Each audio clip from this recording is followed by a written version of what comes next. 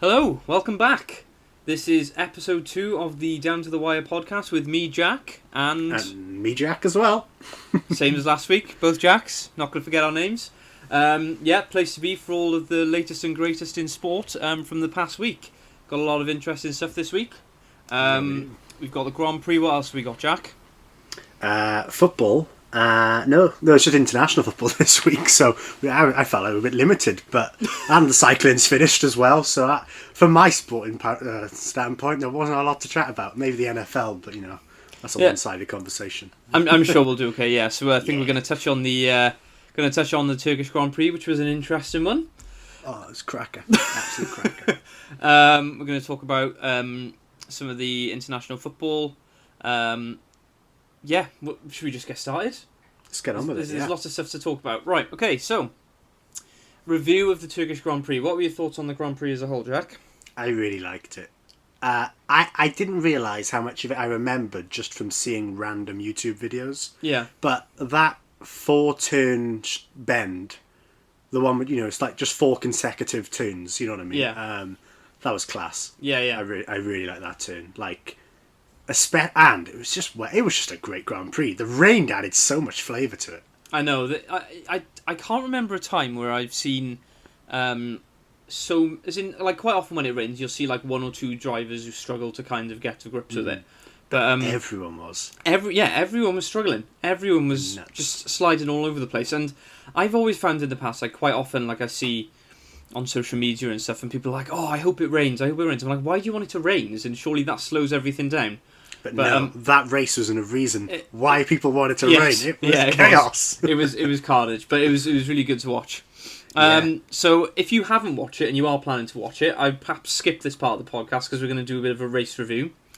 True. Right, so Lewis Hamilton was the winner in the end after all of the events. He started 6th, I believe, didn't he? Was it 6th or 5th? Yeah, it was 6th. Yeah, it wasn't top 5. No Mercedes in the top 5. First time we haven't finished on pole, isn't it? Yes. Yeah. That's as in, I think you'd probably struggle to get up to 10 over the last 2 seasons, to be honest, 3 seasons even, really, where Mercedes haven't been on pole. Because it's only really the street circuits where they don't get pole. Yeah. And basically, because coronavirus, no one's going to have a race in a city centre. So there's no street circuits this year.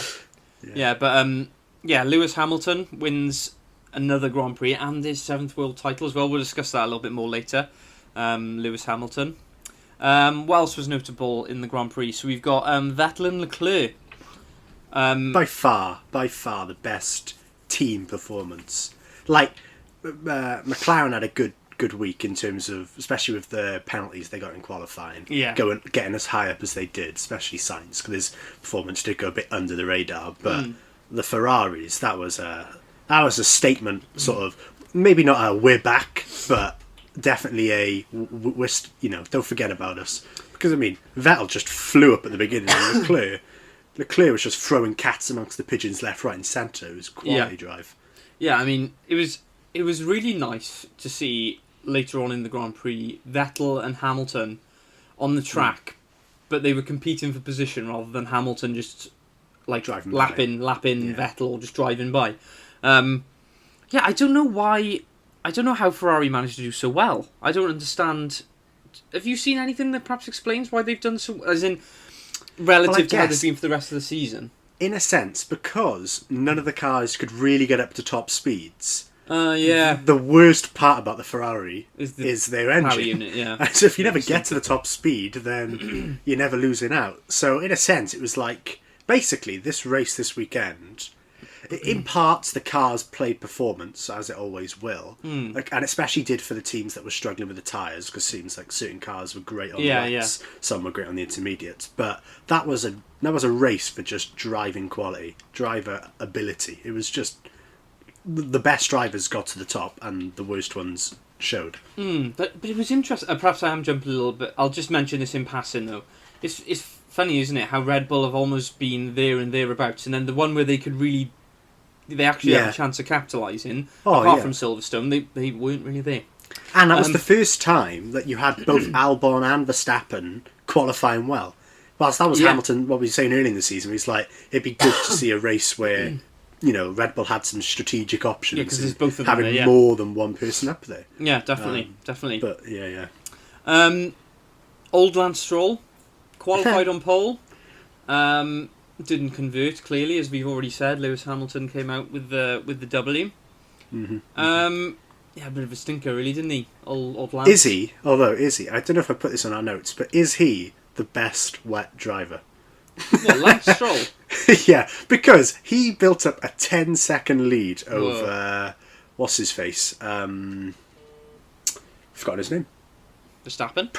Perez. Oh, right, in the same car, despite both being, at the front, and neither of them were really getting challenged for what was going on. So it was just like a weird one, really. Like, how is he getting so far ahead in a car which is just as equal against a guy who's got so much more experience? I mean, I would say there are probably two things you've got to question there. One, how equal is their car? Because we've already heard... To be fair, yeah, he has been favoured, hasn't he? That's what I mean. As in, we have heard... Well, I don't know about favoured, but as in... he's been favoured on merit.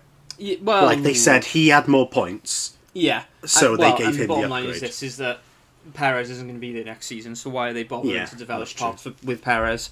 And I think another thing that's important in those sort of conditions is when you're up front, you haven't got any spray, which means That is true. you can kind of push it a little bit more. Span a few times. Say again, sorry. That's why Verstappen span a few times. Well, yeah, he had that big spin, Perez's didn't he? He had that. spray, He was following Perez. He kind of got in the spray, and it was almost like. The spray. It's both. It must be so disorientating for the drivers, and I'd imagine it probably upsets the balance of the car as well. Yeah. In that turbulent sort of air behind. So yeah, a bit of a missed opportunity for Racing Point there. Really, is in. Yeah. To be fair, though, if you looked at the performance across the season, you probably wouldn't have said they deserved a win over Mercedes or Red Bull. But, you've got to take advantage of those opportunities. Well, to be honest with you as well, the thing I would say is it's not so much that they've qualified on pole, it's that the Mercedes are so far back. Yeah. Because we know that the Mercedes don't tend to do as well when they're following because they struggle with overheating. And when it's like one or two cars, that can be kind of compensated for in a strategical pit stop or. Is overheating a thing though in the rain? I mean, I'm not as knowledgeable as you. Maybe not to the same extent, but I guess okay. Not necessarily overheating, but as in they don't run as well in the dirty air.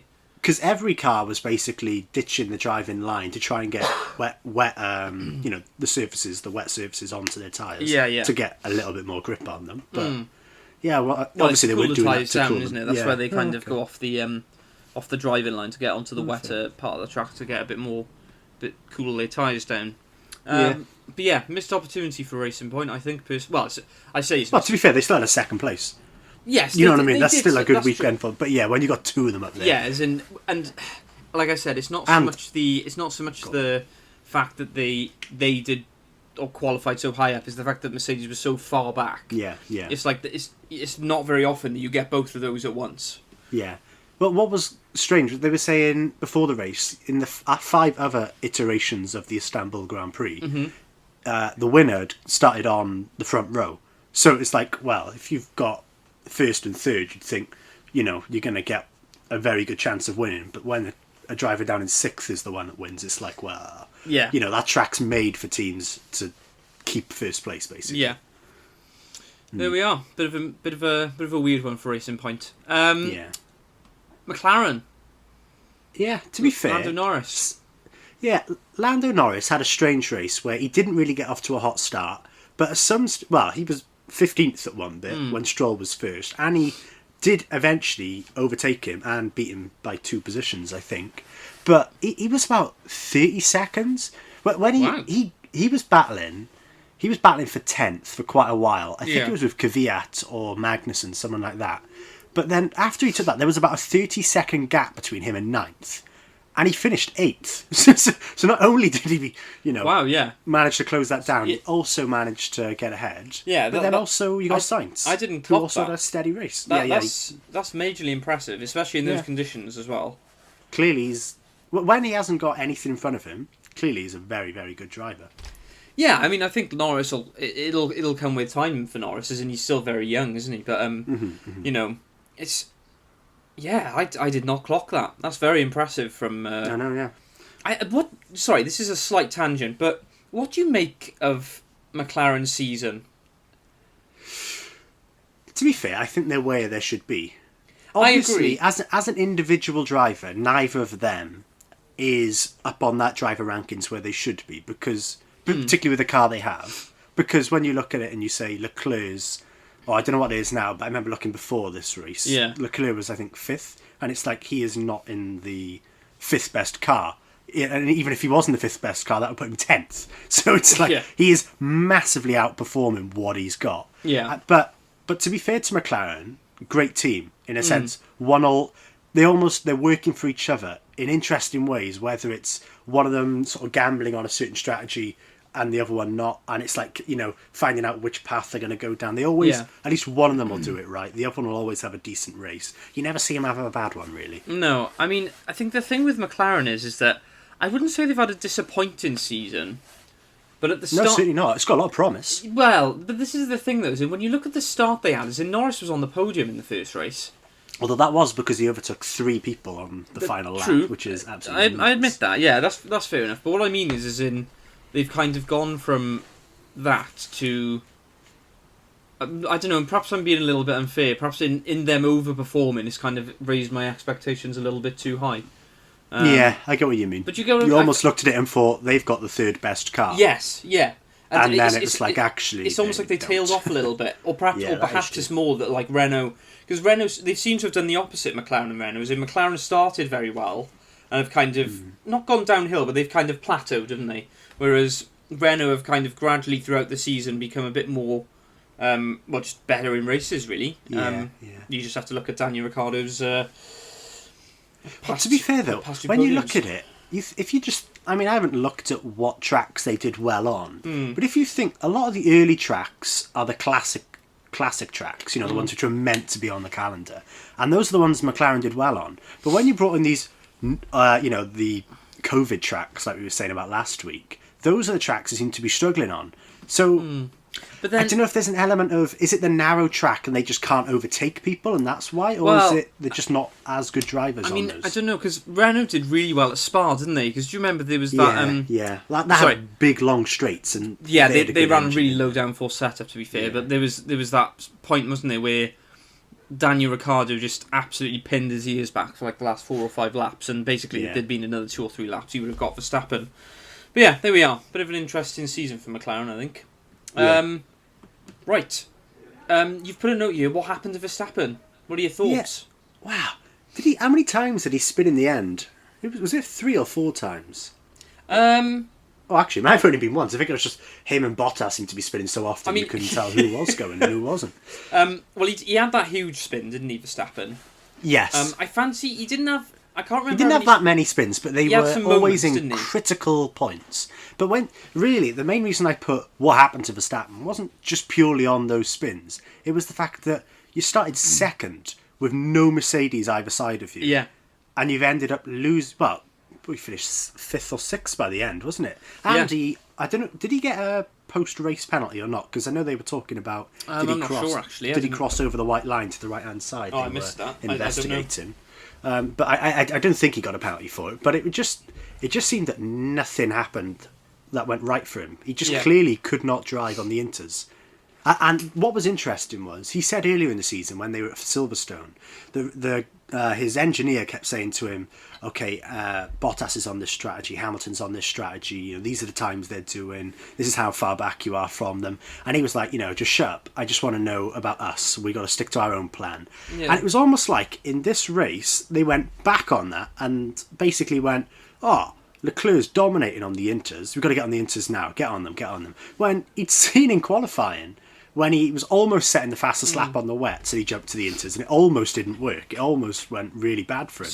They flinched a little bit then, didn't they? They've gone, somebody else, it's working for somebody else, we'll do that. It's like, well, you already know that your car's not great on the Inters, but it's okay on the wets. So why don't you just stick with what you're best at, and perhaps they would have just consistently have caught him up a little bit. Yeah, I mean, it's a shame that the first time both Red Bulls were together, it wasn't when they were near Mercedes. Because, I think what Hamilton said, and this isn't a shot at Albon, but I think just purely from a race point of view, as a team, if you want to compete, you've got to have both drivers in at least within earshot of the lead team, which in this case is Mercedes.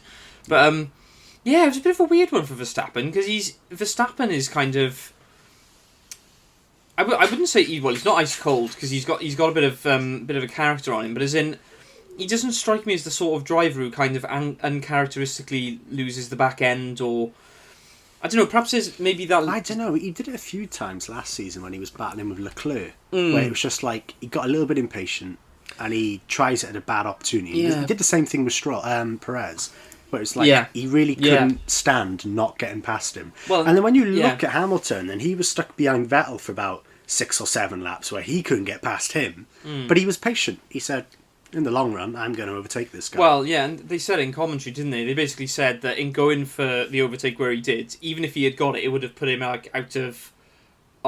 a bad position for the next couple of corners. So really what he could have done is... Same thing happened to Leclerc, didn't it, on the final lap, where it's like he did it, and it's like, great, you got past him, but then he locks up, loses a position for 2 positions for it.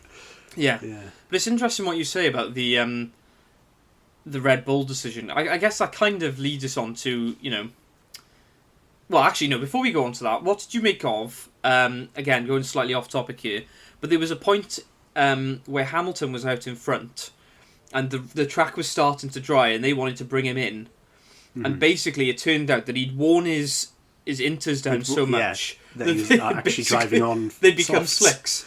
Yeah. I don't think I've ever seen that before. I don't know whether there's perhaps an underlying strategy there, because if you could make that work, that would be pretty immense. To be fair, it was weird, because I was speaking to your brother about this whilst the race was going on, and I said to him, well, they were talking on the commentary, there's meant to be heavy rain on the last lap. Yeah. And I was like, gosh, if they were mentioning about Hamilton's tyres basically rubbing down to the point that they were slicks. Yeah. So I was like, well, is he going to risk it the same way he risked it in Silverstone, where it's like he's playing the tyre game, and it's like, if it doesn't work, he blew up in Silverstone, but on this one he could have ended up just skating around on something and get caught up massively. So I did say to him, I said, do you think he's going to pit? Do you think they'll pit him just to cover off from it, because he's got the gap, and even if he didn't have the gap, he'd have the fresher tyres to be able to overtake. When he said no, like literally he made the decision, he said, I'm not going to do it, it was like, whoa, he's got minerals. Risky. But that was that that's World Championship mentality. Yeah, I can win this, and I'm going to win it my way. Yeah, that's a fair point. Going back to Albon, because we moved on from that. I haven't put this in our notes, but interestingly, there was a stage in the race where when I was always sort of typing our notes as we were going through, just to see if anything pricked my conscience as to what could be interesting to talk about. And I thought, has Albon just earned his seat for the next season? Because he was on a heater at one stage where he was flying, and he was catching those 2 racing points at a ridiculous rate. And I mean, I looked at the odds then. I was seeing how they were changing to see, that's a good way to tell what the markets are predicting. And they were saying Albon's the favourite to win this race at this stage. And then he just goes and ends up 6th. And it's like, good gracious, can the man not put a whole race together where he doesn't hash it up? Yeah, he was in such a good position at one stage. I mean, in terms of, obviously the race in the end is slightly disappointing given the position they were in, but I think this is definitely I think you could probably see this as a plus moment for Albon, just purely from the point of view he wasn't the only, as in like Bottas spent like 99% of the race facing the wrong way by the end. As in do you reckon Bottas is keeping his seat next year? Yes. But when you look at Racing Point, and they've just ditched Perez for Vettel, despite owing Perez another year's worth of salary, do you not think Mercedes, after looking at these last few races, go, Bottas stinks? No, and I'll tell you why. Because, apart from this weekend, I feel like that was a bit of a flash in the pan. But in every other race, Bottas has been second. He has been second, but he's also had the best car by a huge distance. But then that's actually not every race has he actually finished second. Sometimes Verstappen's beating him to it. It's like, but as in, what you got to remember is that Mercedes probably look at, as in, they would never say it, but Mercedes, their number one driver is Lewis Hamilton. Yeah, straight up, right? Undoubtedly, yeah. Why would you go? You're probably gonna have to pay more to get somebody in to be Hamilton's number 2, effectively. Do you reckon George Russell's charging a big amount now? He's about to lose his seat at Williams. Nah, he's staying at Williams. Do you reckon? Yeah. Well, I reckon Perez might nick his seat. No. They've confirmed that already. They've confirmed that that's a load of nonsense. Yeah, but it's business, you know. If it's business. Perez I feel brings like you're saying so this much because more you money want to it them. to happen rather than you think it will happen. I don't want it to happen because I prefer to see George Russell on the grid than Perez. I just think it's something a little bit more interesting. But I just think it'd be so cool. Yeah, to have someone compete with Hamilton proper.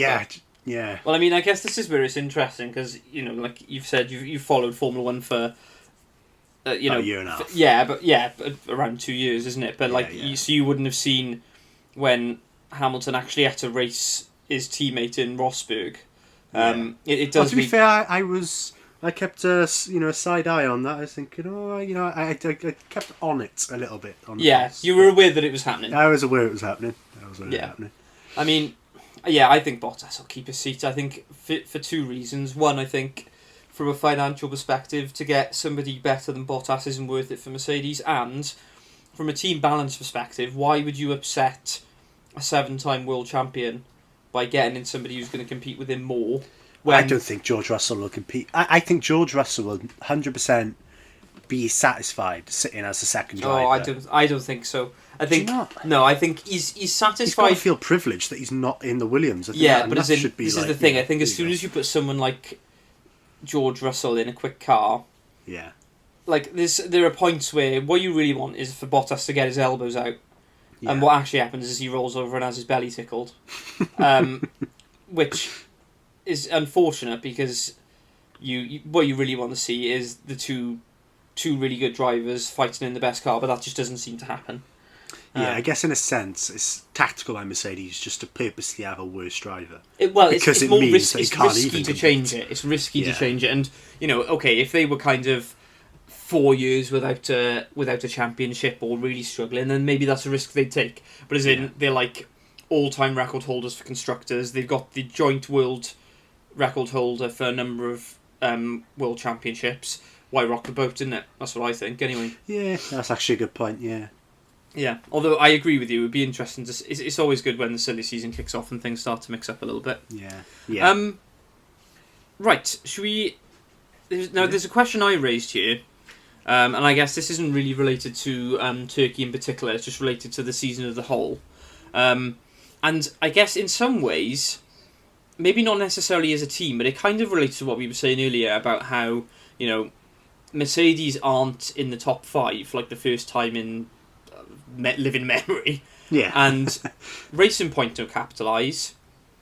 And Red Bull don't capitalise either. So there's an element like Mercedes this season have been outstanding. I think, as in the car that they've made is clearly a level above, isn't it? Mm-hmm. But is there an element to which this season has been as good as it shows Mercedes are? Sorry, that's not worded correctly. Like this season shows that Mercedes are clearly a very good side, like a good team. Is there an element to which that it's also a bit damning on the rest of the field? Do you think?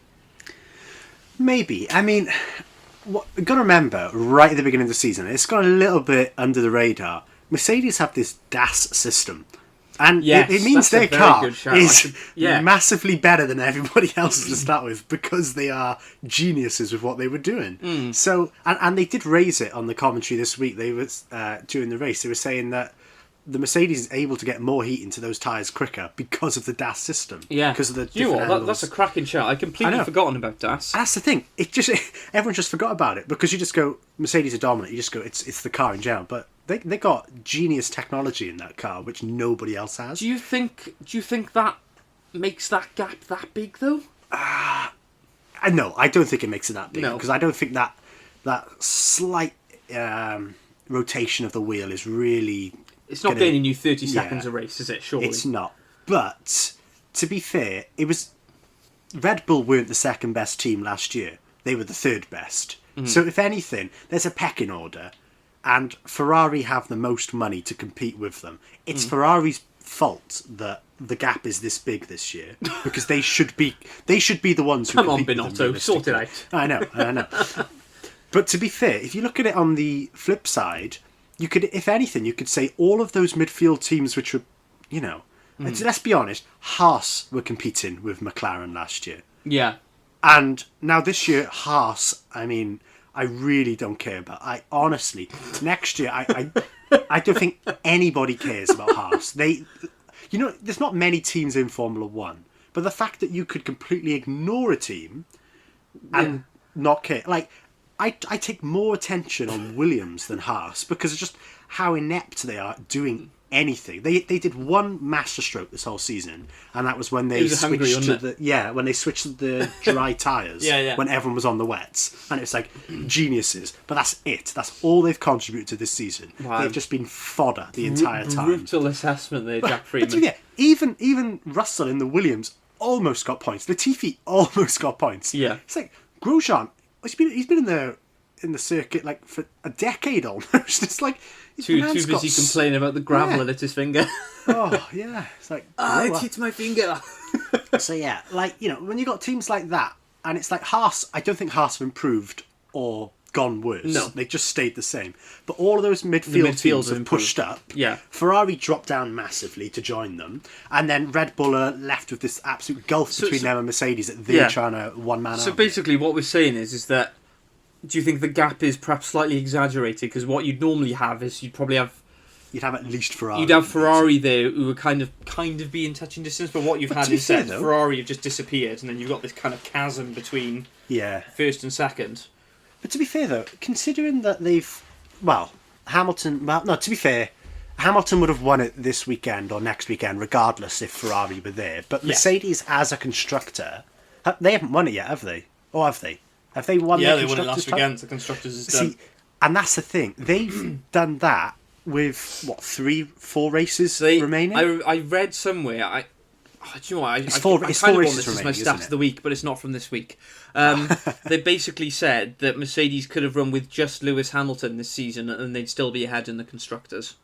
See, and that's what's nuts. The fact that, but man, no, bit of both, because there's 4 weeks remaining. Well, when they won the Constructors' Championship, there were 4 weeks remaining, and it was like, well, how can you win it with just 4 weeks remaining? There's only 4 weeks worth of points remaining, and they've had no competition all season, and it's there's only 4 weeks. You'd assume they'd have won it with 7 or 8, how dominant they've been. So if you just had Ferrari perform, not close to what they were doing last season, because obviously everyone's jumped up, but in comparison to what Mercedes, if Ferrari they were just competing a little bit, this season it could have gone to the wire for the constructors, just purely because somebody's taking some points off Mercedes, so they don't just dominate every week. Because Bottas, he's had about 6 stinkers where he's finished close to outside or just on the fringe of the points. Yeah. So it really, Hamilton's the reason they've won the constructors, and it's just because nobody else is doing anything that they've managed to get away with that. So what we're saying is that the reason Formula 1 is so one-sided at the moment is because Ferrari are a bit rubbish. Yeah. Right, there you go. Not just a bit. FIA, listen to us. We've sorted your problems for competitive racing. Get Ferrari. Actually, no. You just let Ferrari have the fancy engine. You pay Ferrari enough as it is. Don't listen to that. There we are. Right. More Formula 1 things. Lewis Hamilton. Is he the GOAT? No. Oh, straight in there. Go on. He's the co-GOAT.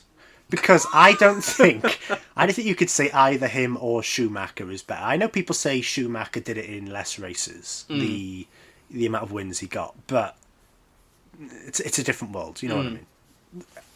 You've got to be dominant. Hamilton was in that McLaren car for a couple of years, so it's like, well, Schumacher's in a Ferrari the entire time. I think it's a little bit easier. But I think they're co-GOATs. I think he won his first 2 with Benetton. Yeah, but most of the time you're Ferrari. He never was in a down car, really. No. So for me, there are 2 sides you could argue. I think, when you look at the people that Schumacher had to fight, he had to fight Mika Hakkinen, who was an excellent driver, and Fernando Alonso, probably I don't know, perhaps in the early days there was maybe some others, but I would say they're probably the 2 most difficult drivers he would have had to compete with on a regular basis. Mm-hmm. I remember there was one season where Lewis Hamilton was competing with Jenson Button, who was world champion at the time, Sebastian Vettel, Fernando Alonso, in one season. Mm-hmm. And then you had Mark Webber there as well, who... You've always got Kimi Räikkönen as well. Yeah, Kimi Räikkönen. Well, I actually saying that, I'm not sure Kimi Räikkönen, because it was the season that Vettel won his first of his 4 titles, so I don't know whether Kimi Räikkönen had come back by that point. But I feel like the era which Hamilton has raced in is arguably a bit more, as in terms of driver quality, is slightly more competitive. A bit controversial. Yeah, maybe, but to be fair, also the gulfing class between that Mercedes car and the rest is enormous. That's what I was about to say. I feel like Hamilton has had, like, don't get me wrong, Michael Schumacher, the Ferrari that Michael Schumacher drove was an excellent car, but as in the Mercedes that Lewis Hamilton has been given is clearly very dominant. Thing is, though, would you just put Schumacher and Hamilton in this boat? I'm only saying this because when you look at the NFL, everyone says Tom Brady's the GOAT. And anyone who doesn't say Tom Brady's the GOAT says Aaron Rodgers is the GOAT. But Aaron Rodgers has only won 1 Super Bowl. Yeah, so it's Tom Brady's won 6. Isn't it? So it's like, if one guy can be compared with another when he's only won 1 to 6, is there anybody else you can really put in the conversation and say they're pretty special? Well, I mean, this is the thing, isn't it? I think this is where you have the kind of... Because if you go in purely on statistics, Hamilton has to be, if not the greatest, one of a couple. Mm-hmm. Based on the statistics, you can't argue that. But it's whether then you kind of... It's how far you delve into it. Because then, like, there are lots of people who would say Ayrton Senna is the greatest driver ever. Yeah. Despite having won nowhere near as many titles as Hamilton or Schumacher. Mm-hmm. And his career was cut short, sadly. But it's hard, isn't it? It's really difficult. And I think the thing with Formula One is because there are so many different facets, aren't there? And you've got who the teammates are, who they're driving for. That is true. Teammates is a big one. Engine reliability, all of these things. It's really difficult to pinpoint and say that person is the greatest. But yeah, I would agree. I think I would find it difficult to say that Hamilton is the greatest of all time, just because the car that he has had has been so completely dominant. Yeah. But I think he's got to be in the debate somewhere. Do you think he's underappreciated a little bit, Hamilton? Going back to the statistics side, as in, like, I think there are some people who go, oh, well, he's in the best car, and they just discount him almost immediately. Yeah. What are your thoughts? Well, no one's ever complained about Lionel Messi being the greatest of all time, and that Barca side, it was legendary. Well, exactly, so it's like, if you can get away with it in other sports, why shouldn't you be able to get away with it in this sport? But, nah. I don't know if he's the greatest of all time. Okay.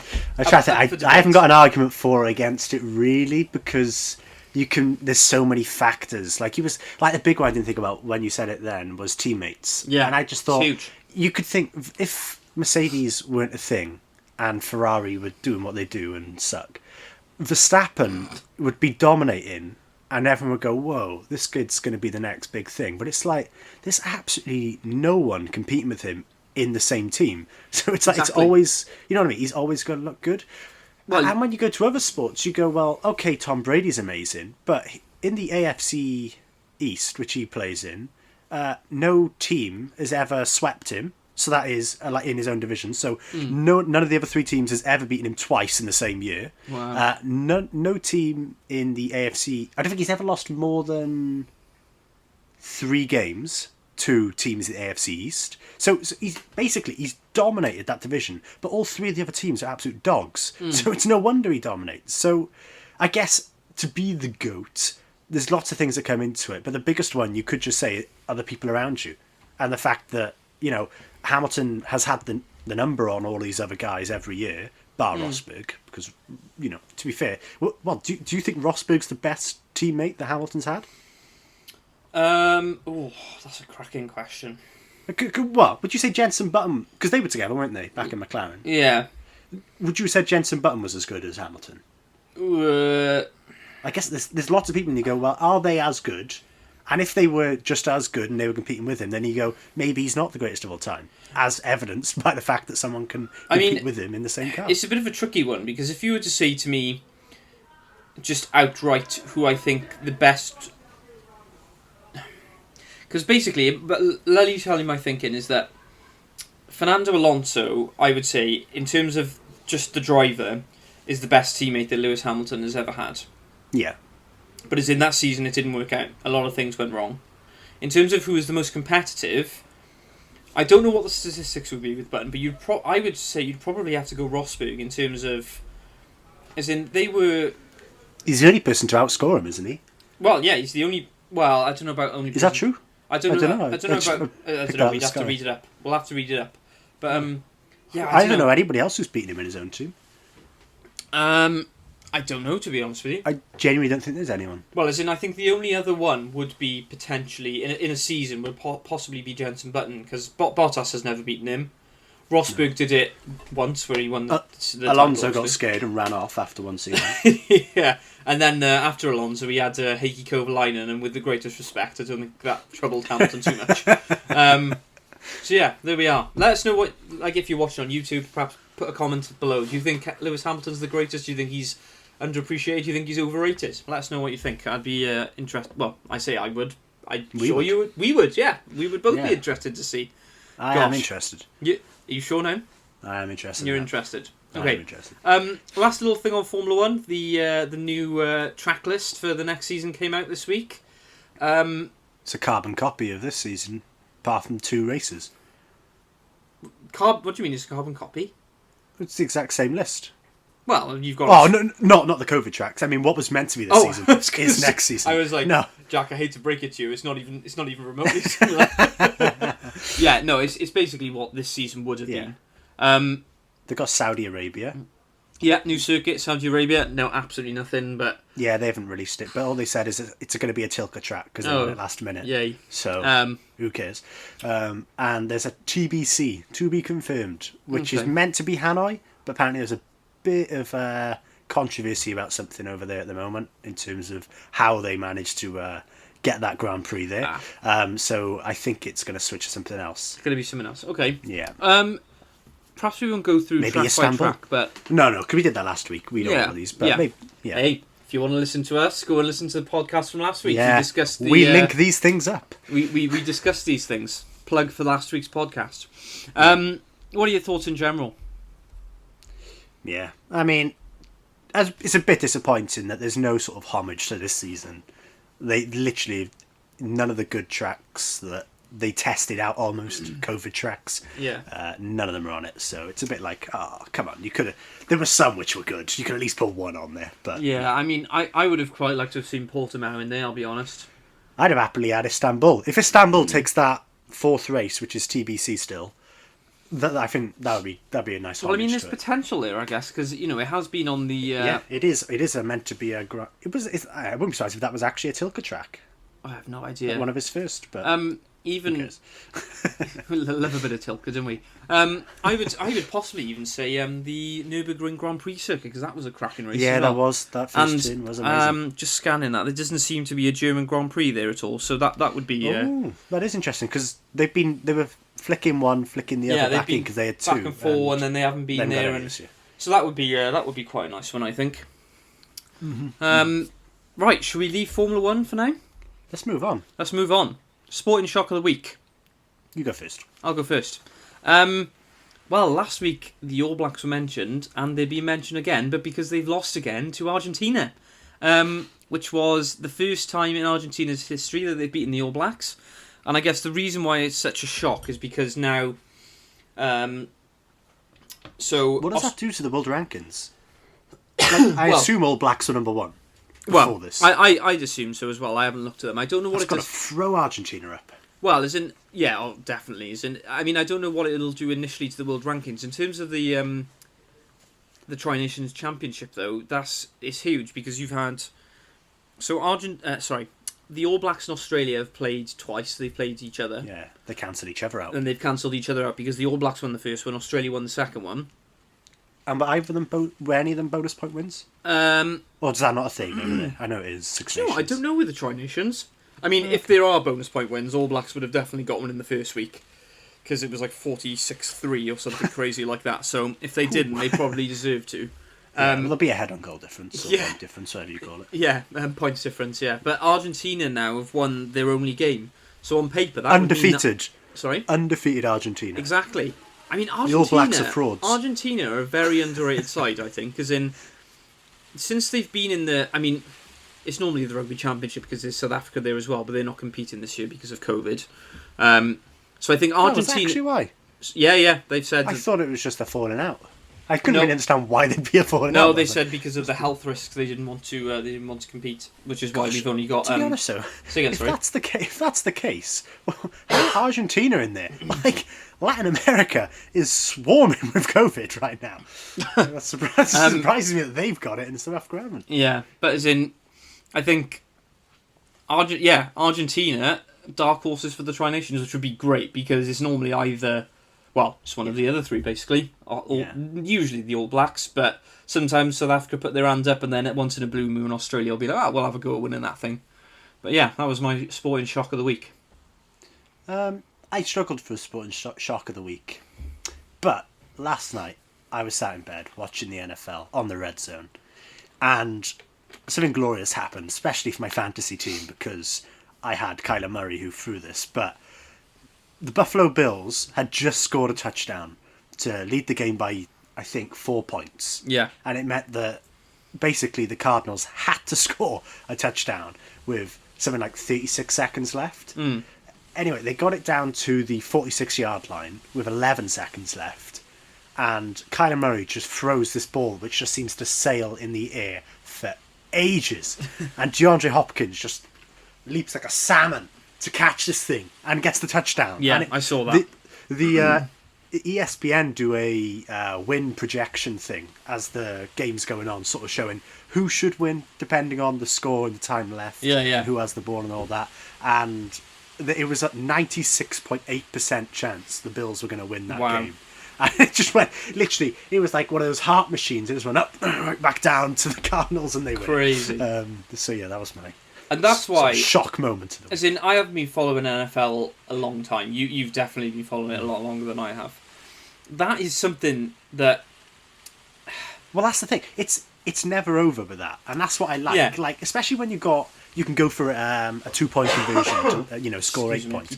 It just has so many different parameters as to how the scoring can work out. It's not just like other ones where it's like 1 goal is worth a goal, or it's 5 points and then 2 points for conversion. You know what I mean? There's little tweaks which can get you different amounts of points, which is good. And I don't know what it... Like, obviously with football, every now and again you'll have moments of individual brilliance where someone will dribble past 10 players and then bang it in the top corner.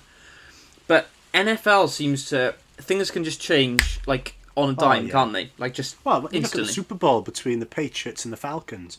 The Patriots were down 28-3, and they came back and won. And it was like, good gracious. Like, I mean, if you put it into football in terms, that's the equivalent of being down four goals to about 0.5 of a goal, and the other team comes back and wins somehow. Wow. It's like, that's crazy, isn't it? It honestly, though, for drama in short spaces of time, by far the best sport to watch. Yeah. Ooh. I mean, a bold statement, but as in, definitely watch it. If you've not watched NFL... Definitely in terms of it's happening more often than in other sports. Yes, like, obviously, you go to that Watford-Leicester game when in the playoff semi-final, it's like, well, Leicester could go up 3-1 and basically wrap the tie up, and Watford save the pen, go up the other end, Troy Deeney with a volley, and it's a goal, and everyone just goes crazy. That is obviously more dramatic, but... Yeah, for a more common, if you wanted a sport that was quite entertaining and never 100% sure what was going to go, non-predictable in a sense. That's definitely the sport. Yeah, I agree. I mean, if you've not watched NFL, definitely worth a watch. I do you know what? I quite like to advertise the NFL because I think it's one of those sports that in the UK it just doesn't really get a massive amount of love, does it? Well, I say it doesn't. It's growing. It's got cult following, and that's the thing. A lot of these sports have cult following, but that, especially when they do the London Games, and they sort of amp that up every year. It's growing and growing. Yeah, it's good. It's good. Okay, that's our sporting shocks of the week. What we need is like a sound thing, do we? Like almost like a countdown for when we do our little segments. Perhaps we'll have to work on that. Anyway, yeah, maybe. Right, football, as in actual football, as opposed to Football. throwing football with hand football. Egg ball. Egg ball, yeah. No, egg ball's rugby. Right, international football. Now, there is... I guess with this one, we're not going to talk so much about the games, because I don't know about you. I'll be honest, I didn't watch them. Yeah. I Well, this is part of the discussion, right? Now, the international break, like literally, I don't think I've ever heard, and again, we're talking about football now as in soccer football, I don't think I've ever heard anyone say, get in, international break. It's Come on! Well, the mentality is, when there's an international break, like the amount, I've said it loads of times, it's, there's no football on this weekend. Yeah. Well, there is football on, there's international football on, but to be honest though, it doesn't follow a nice pattern. No. You know, for the Premier League, they're playing on a Saturday, they're playing on a Sunday, they're playing on a Monday. When you go internationals, you're like, oh gosh, Wales playing on a Tuesday, are they? Thanks. It's like, yeah. You don't know. It's just, it's not publicised enough because you never know what channel it's on to start with. Yeah. Like, I mean, you're watching it on S4C sometimes. You're like, why am I watching it on you? It's like, you don't know what's going on. I mean, look, I guess in Wales it is slightly different because football isn't our national sport, right? So I guess there's an element of football isn't as well advertised in Wales as it should be, I don't think, anyway. But to be fair, what they need is more competitions. Like, the reason rugby, you always know it's on, is because even though football is the same time of year, the internationals, like they always have two around that October time. Yeah. With the rugby, they go, well, we got autumn internationals, then we got the Six Nations, and we got a World Cup, which comes around every 4 years. Yeah. You know what it is, everyone's happy. But then when you're football, it's like, to be honest, this is why I think the Nations League was great, but it had to be worth something. And it's not worth something if you're not getting to the Euros. So it hasn't really, that's why I haven't really bothered with it this year. But to be fair, when they did the Nations League, was it last? No, not last. 2 years ago. Was it? I don't know when it was. The other time they did it. Portugal anyway. versus Netherlands in the final. Yeah, but not that bit in particular. I didn't really care about that. It was more the fact that it's another route of qualifying, and it's actually playing teams which are matched with you. Like, I don't really want to go watch Wales play Germany, and I don't want to watch Wales. Well, actually, no, I wouldn't mind watching them play Germany, but I certainly wouldn't want to watch them go play Liechtenstein. I would like to watch them play the Republic of Ireland because that is two teams pretty evenly matched going at it, and I think what you want is good competition. But then this is the thing, right? So, because I guess the reason I brought this up, excuse me, I'm going to have to cough a minute. The reason I brought this up... Good enough. Yeah.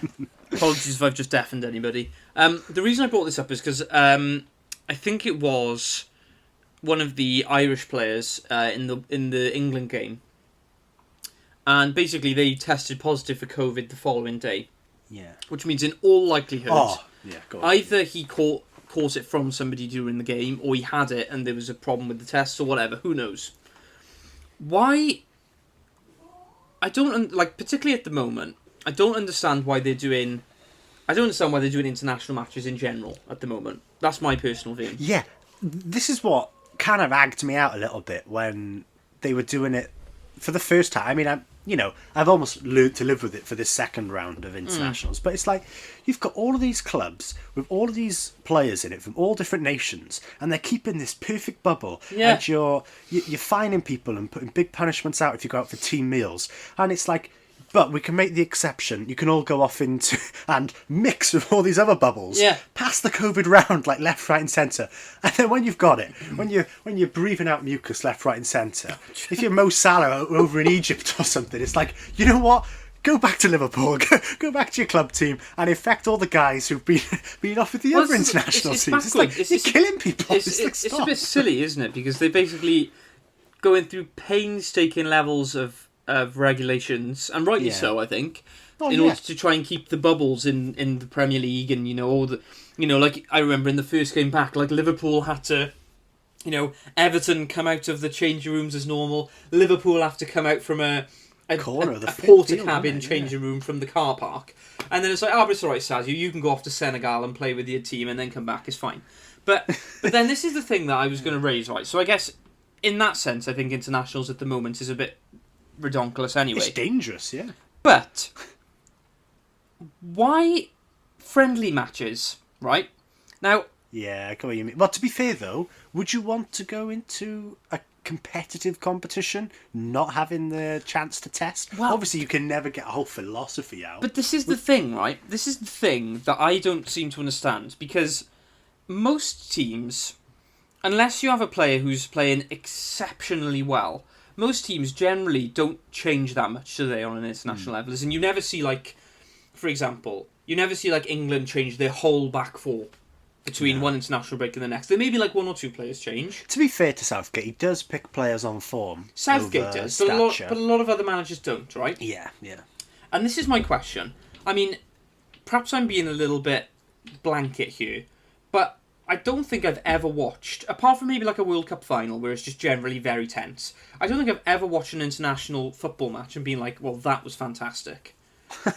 Seriously. That is so true. And so apart from that Wales-Belgium game... Say again, sorry. That Wales-Belgium game, I've thought, yes. My goodness, we're watching something incredible here. Yeah. But I get what you mean. What's the point in all of these other meaningless games when the only ones which really people care about are the latter end of the major competitions which come around every 4 years? Exactly. And this is what I don't understand, because on a basic level, the whole point of a friendly, right, is to, like you said, get a system in place, decide who your best players are, but does it ever make a difference?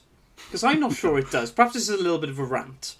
To be fair, I was listening to an audio book. It was called, I think it was called The Mixer. Yeah, it was called The Mixer. I forgot who it was by. But it was right at the end of the book. They were on about how the Premier League is sort of an amalgamation of all these different tactics from different nations' leagues, throughout, history and all that. And how it was all represented in the Premier League with, like Ronald Koeman representing Holland and from the way back when, and you had the French from Arsene Wenger from 2002, and it had like all these different ones. And he was saying basically in there that Guardiola does so much tactically with his players at the clubs that whichever nation really most of his players come from seems to do really well at these international tournaments, purely on the basis that manager who is in charge of the international side, he obviously never has enough time to implement a philosophy or get them all playing a certain way. But when you've got a player who can play about 6 positions because of how versatile Pep's made them, it means that coach has so much more he can experiment with. But then you get other coaches and they're like, well, we're just going to play a bog-standard 4-4-2 because none of my players have got the technical ability to play in 4 or 5 positions. Yeah, I mean, perhaps in light of COVID, I see it as a little bit more silly, these international friendlies. But I guess the other part of this as well is that we've seen a lot of players... I guess perhaps I've noticed it more because I'm a Liverpool player. And basically, this international You're a player, break... are you? You're a Liverpool player. Did I say a Liverpool player? We all can dream, Jack. Wow, that was a bit of a subconscious wish there. As I'm a Liverpool fan. I'm not a player. I thought you were a player. Did I actually say I'm... Oh, gosh, you that's actually embarrassing. said player. Wow, big head. It's careful. I need to may need to get some bigger headphones to get my head in. As a Liverpool fan, we've seen a lot of Liverpool players injured this international break. As in... But to be fair, though... Have many of them actually been injured this international break, or was it just happened to be at the latter end of when they were with the club? Well, but then this is Trent was with the club. Oh yeah, I wouldn't count Trent though. But what you got to remember is that if we didn't have these international games, is there not the opportunity to kind of spread the schedule out a little bit?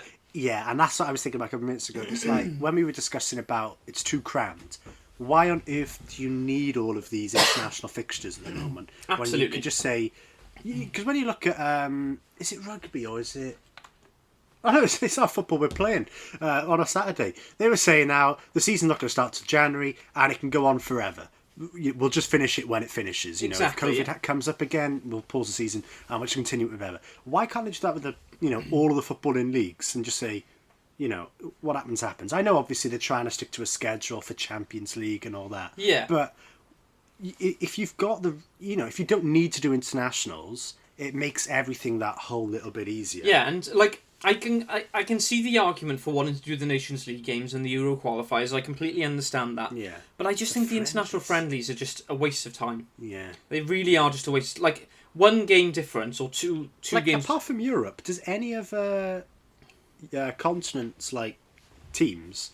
Do they actually play a competition like the Nations League right now? I don't even know. Or are they all just pumping out friendlies? I have no idea. I mean, if they are... Because like the US is playing friendlies with Wales exactly, when they're not doing the Nations. So it's like, what else are you doing in the meantime? There we are. Anyway, let us know what you think. International friendlies a bit of a waste of time? I certainly think so. What do you think, Jack, in summary? Friendlies are. Yeah. The competitive bits, I think they're good. Yeah, okay. I guess going off from that a little bit then, because like I said, we've seen a lot of injuries.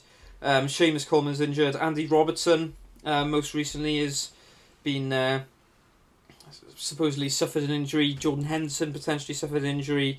Joe Gomez suffered potentially a season-ending injury. And that's just off the bat. That's just a handful of players. Mm-hmm. Now, in La Liga, we've seen that like Barcelona randomly signed Braithwaite last season as an emergency signing. And I'm sure one of the other teams did it. Oh, it was Atletico Madrid, because Partey was signed outside of the transfer window, or the Spanish transfer window. So Atletico have an emergency transfer or something like that. But they could only sign players in their own leagues. Now, this is the question I was going to pose. Do you think Premier League clubs should be allowed to do emergency transfers like they do in La Liga? See, I don't think they should. No? And I know you'll think they should, because Liverpool particularly have been hampered Well, this year. interestingly, Or would you not? Well, I wouldn't say that I think they definitely should, but I don't see why, Well, the reason I'm going to say they shouldn't is because it's abusive to the smaller teams.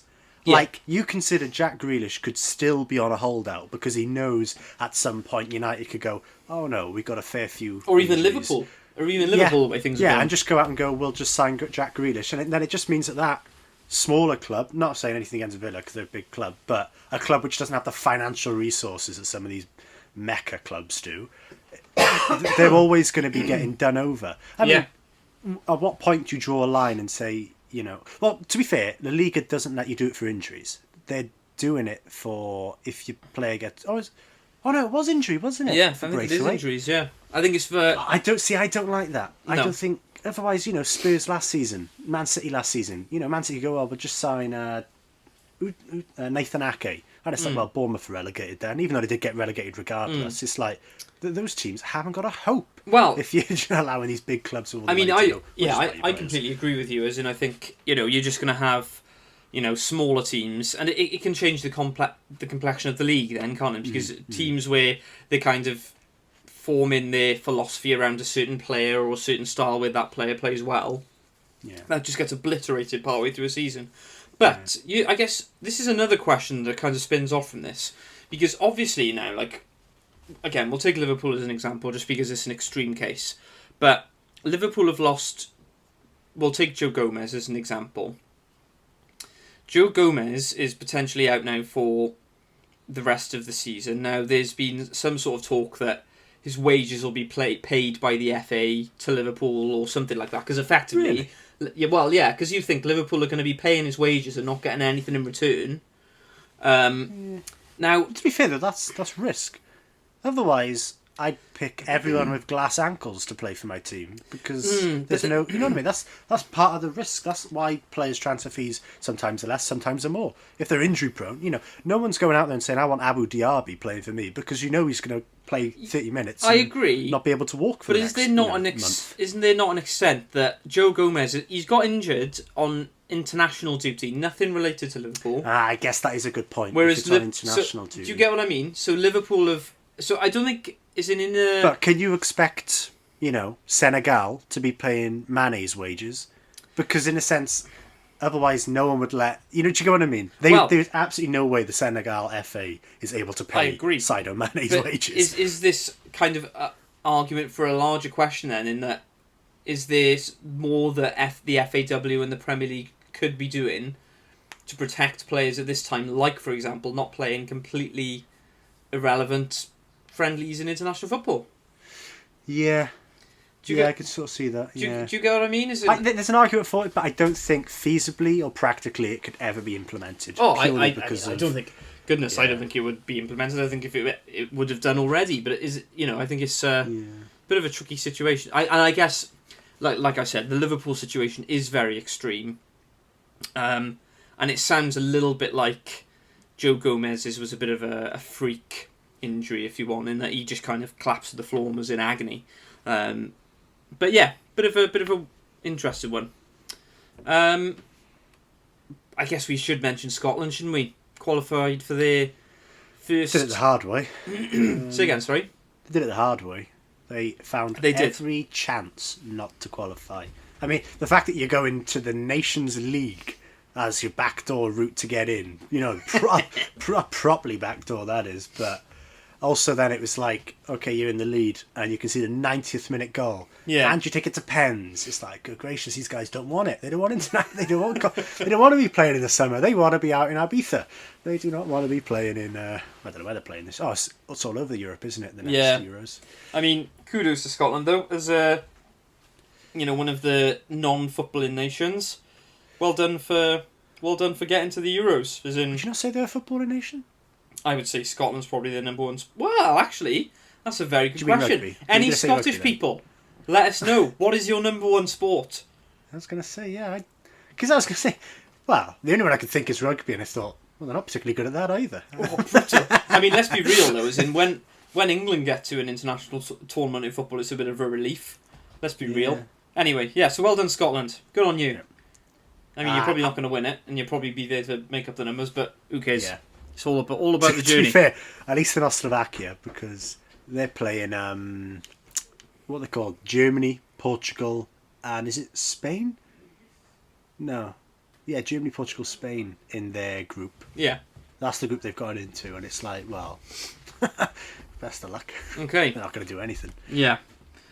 So there we are. That's I guess that summarises the international football talk for this week, and yeah, maybe we'll talk about it again. But let's be real, it's international football, isn't it? Yeah. Okay. Right. Do you want to discuss or suggest what this next segment is going to be? Because this was your brainchild, and I'm intrigued. Well, I've always been a big fan of Tony Pulis Stoke City Tony Pulis, what a guy.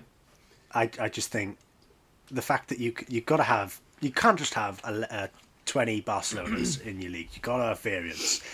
And Stoke City were the epitome of variance. And I was thinking, if you were to make, if Tony Pulis rejoined Stoke, and they were to mount a charge on the Premier League, and you were to only pick players that don't play football, so sports people that do not play football, who would you pick for each position? Right, okay. And I'm happy for this to be a collaboration. I did put down a couple of names which I just thought, without a doubt, should be in this team. All right. Go on then. Give us some of the names. Well, I thought as a back two. Well, no, the formation I was thinking was a 4-5-1. I don't think Tony Pulis ever really went off of a 4-5-1. And it has to be a physical, tall team. Maybe not in the midfield, but certainly at the back. Yeah. And I was thinking, well, you want Devin Toner, the Irish lock. I think, without a doubt, the man is a giant. No one. I mean, aerial battles will be okay with Devin Toner, I think. Yeah. He is Ryan Shawcross 2.0, basically. The Irish Ryan Shawcross. Okay. I also had Tyson Fury back there. Yeah, big bloke.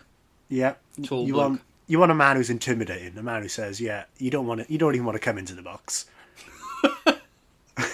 Then I thought, why not have the Beast from South Africa? Tendai Matawira. I can't even say. How do you say that name? Right? Matawira. I think that's how you say it. Who better than him to be surging up from right back on the overlap? Can I just say, that is an absolutely terrifying thought. Can you imagine having that? Absolute unit going down the wing. Well, hence the name Beast. Yeah. Yeah. Okay, carry on. Well, I couldn't really think of someone for left back. Did you have any in mind? Well, when I saw this originally, I feel like The Rock is a bit of a unit. So like, that's just so saying, true. Wing back. And he was in WWE as well. He's an athlete. And let's be fair, in all of the weightlifting he does, I think he'd probably be fit enough. Just imagine that, having a wing back. So, sorry, let's just put this in context. Liverpool's wing backs are Trent Alexander-Arnold and Andy Robertson versus Matawira and The Rock. Wow. So many options. So many options. Right, okay, we'll say that as our back four then. So across the middle, To be honest, I could only think of one centre mid, and I thought you've got to have someone in the midfield that is just dirty, someone who is taking people out left, right, and centre. And I thought, who better than Romain Grosjean, the man who can take out 5 other drivers in one turn of a Grand Prix. That's a good effort, yeah. Yeah, I mean, just deadly. Oh, we can't have other footballers, can we? Okay. No, that's the thing. Yeah, I was purely non-footballers. Because I mean, just putting it out there, Roy Keane would be straight in there. Yeah. That's quite hard. I did think possibly Mo Farah, purely because you need someone with legs, and I think he's not going to stop running in that midfield. He was hands down. I thought, but I don't think he's going to be dirty enough. You know what I mean? He hasn't quite got that physicality that you think he's going to be dirty. Well, the thing is, do you want like a big midfield as well? Nah, I'm thinking more scrawny guys that are just vicious. For a fight. Sort of Ander Herreras of the world, who just don't play football. They just kick people. That's blinking hard, mate. I'll be honest. I know, and it just... Wow. Or do you have just a ball winner?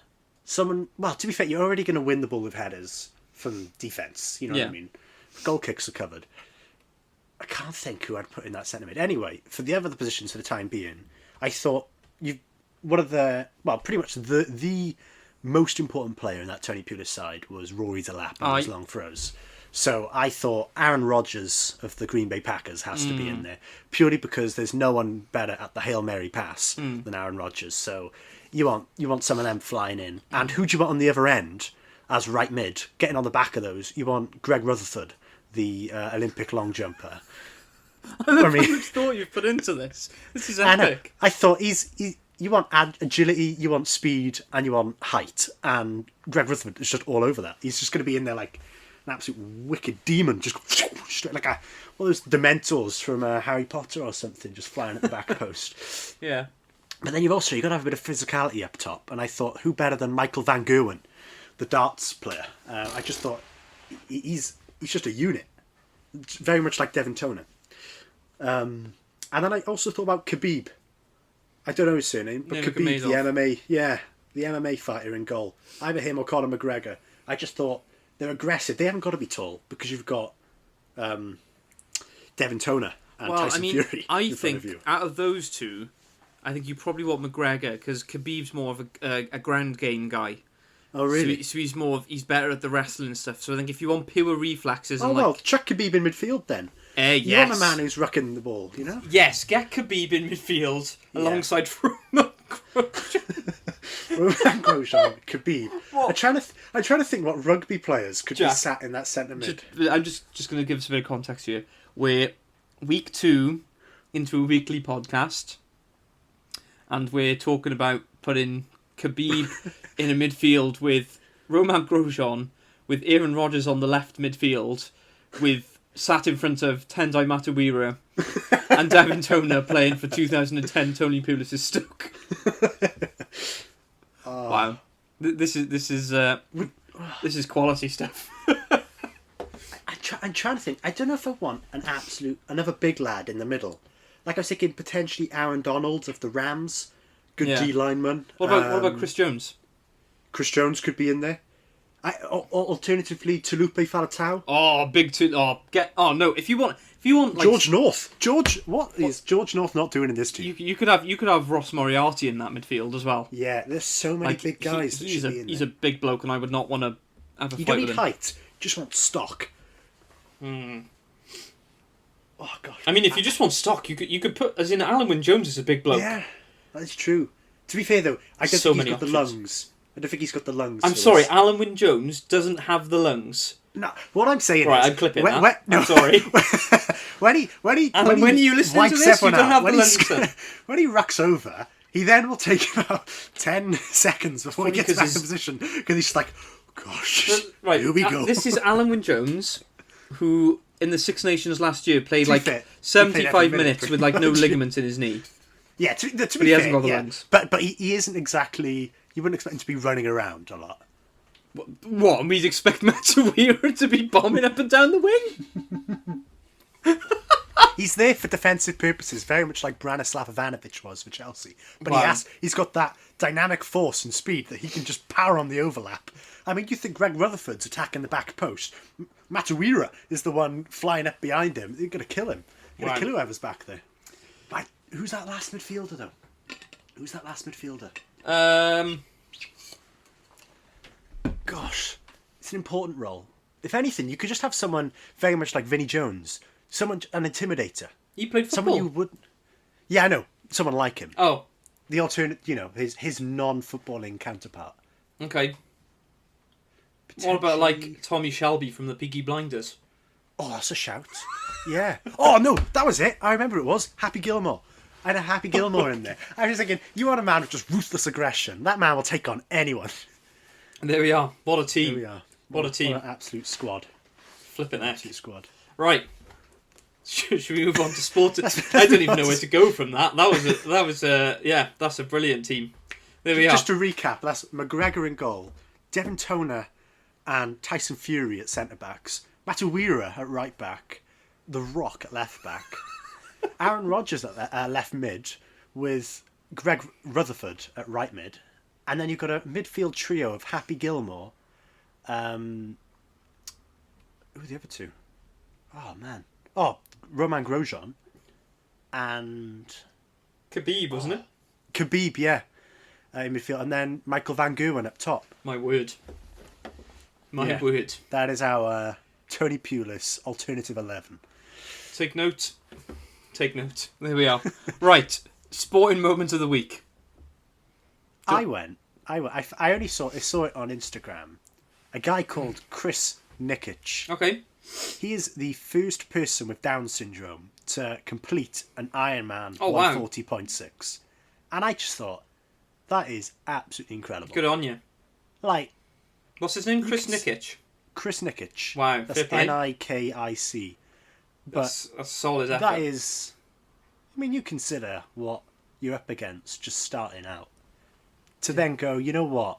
I'm going to do something that probably less than 1% of people do. Yeah. That's incredible. Fair play. That's Sorry, I'm just because you've put the breakdown there. Yeah. 3.8 kilometre swim. Like 3.8 kilometre swim. I think that's one of those ones where That's underrated. People go, it's less than definitely. 4K. But that's a swim. You're not moving very quick in a swim. it's a lot of muscle work swimming as well. Yeah. As in you're not, That's your whole body. Yeah, and just to start you off. Well, before you get onto the next two. Yeah. That's just to warm you up. Then there's a 180 kilometre bike ride, Man, the saddle sore from that must be insane. and then just to finish off a 42.2 kilometre. Wow. Is that a marathon? I don't actually know. I always thought the 140.6 was a marathon. I don't know actually. I don't know what the maths is. No, I don't know it either. But either way, a 42 kilometre run. Yeah. I mean, if it's I not was a marathon, panting it's after not a like 5K, it's not like I it's a am. failure if it's not a marathon. That's still an incredible achievement. But, Um, fair play. Well, you've obviously put a lot more thought into yours than I have mine. My sporting moment of the week was, as much as I've slated international football, it was indeed Jack Grealish's little flick versus Belgium. To be fair, that was good. But it's just a flick. That's my fault. It's just a Oh flick. yeah, I yours is dunno. much better. No.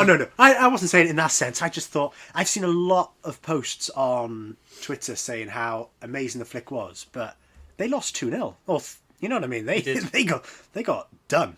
but yeah, to be fair, it was a very, very nice flick. It was a very nice flick. But yeah. we'll finish on Chris Nikic. Well done, Chris Nikic. Big achievement. Chris. Right. Now, Jack Freeman, as you are a Manchester United fan, correct? I am. Now, earlier this week, I saw... Now, obviously, football rumours, you can't... I hadn't heard of this one. Got to take them with a pinch of salt.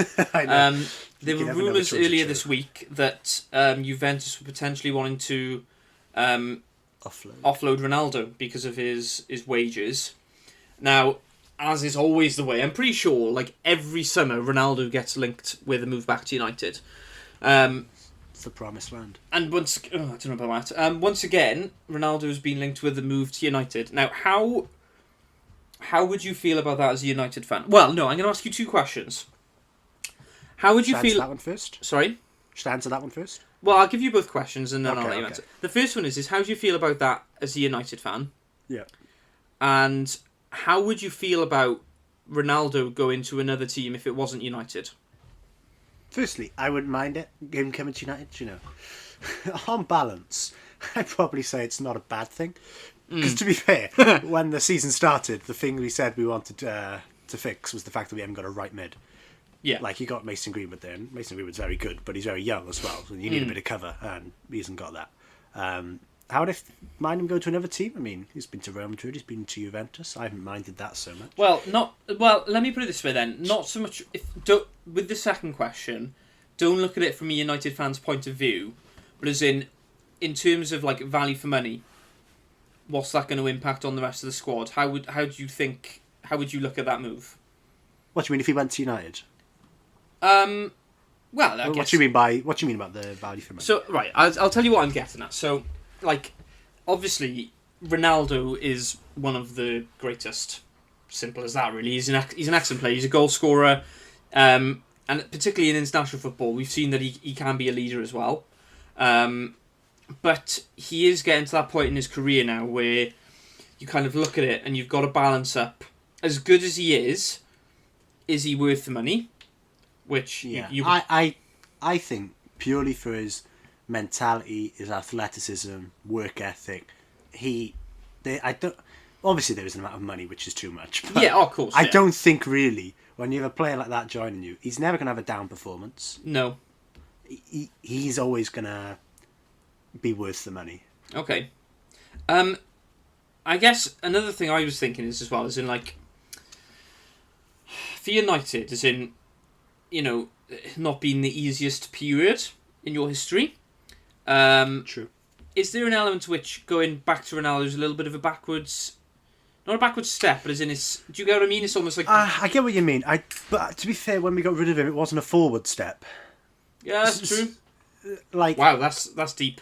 But, it swings and roundabouts in a sense. Like, the same way when we got rid of Pogba, stupidly, and we brought him back, that wasn't a backward step. It was just the fact that the circumstances at those two times were that Alex Ferguson didn't rate Pogba, or, he must have not given him enough appreciation, whilst when we wanted him back, we wanted him back. With Ronaldo, it wasn't that we didn't appreciate him. It was the fact that £80 million in that climate was a very good deal, and he wanted to leave, and he wanted to leave for Real Madrid, who isn't a direct competitor of Man United, unless you consider Champions League. Yeah.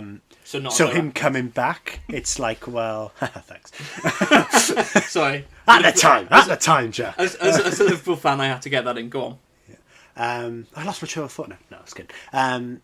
But him coming back now, really, there's no circumstance where you could not want him. Really, I mean, he's always going to be a world class player. So, yeah. Okay, yeah. Perhaps I'm thinking a bit too much into it then, because I guess my next point was going to be about cost for younger players, but then I suppose you could probably look at it and go, well, yes, they may not necessarily get as much game time, but they're going to be training with Ronaldo, and that sort in the current experience. Climate, like Liverpool, they're getting injuries left, right, and exactly. centre. Yeah, no, you are right. Like Spurs signed Gareth Bale back, and it's like, well, do you need Gareth Bale? It's like, not really, but masterstroke. If you ask, well, if you pick a player, you probably go, oh, I'll have Gareth Bale. Actually, I don't think anyone's gonna say, nah, I'll pass. That's fair enough. Perhaps I'm reading a bit too much into it. There we are. Yeah. I did see one thing that would be interesting, and this was another, obviously, well, it wasn't really a rumour, it was like a wishful thinking. Like, someone said, imagine that Ronaldo moved to United, or moved back to United, and then Messi went to City. Now, quite cool. That would be pretty meaty. I'd like to see that. It would, but to be fair, those two players aren't competing together. Like, what I mean by this is, I watch another show called The Pat McAfee Show, and they always have Aaron Rodgers Tuesdays. He always comes on, they always ask him questions.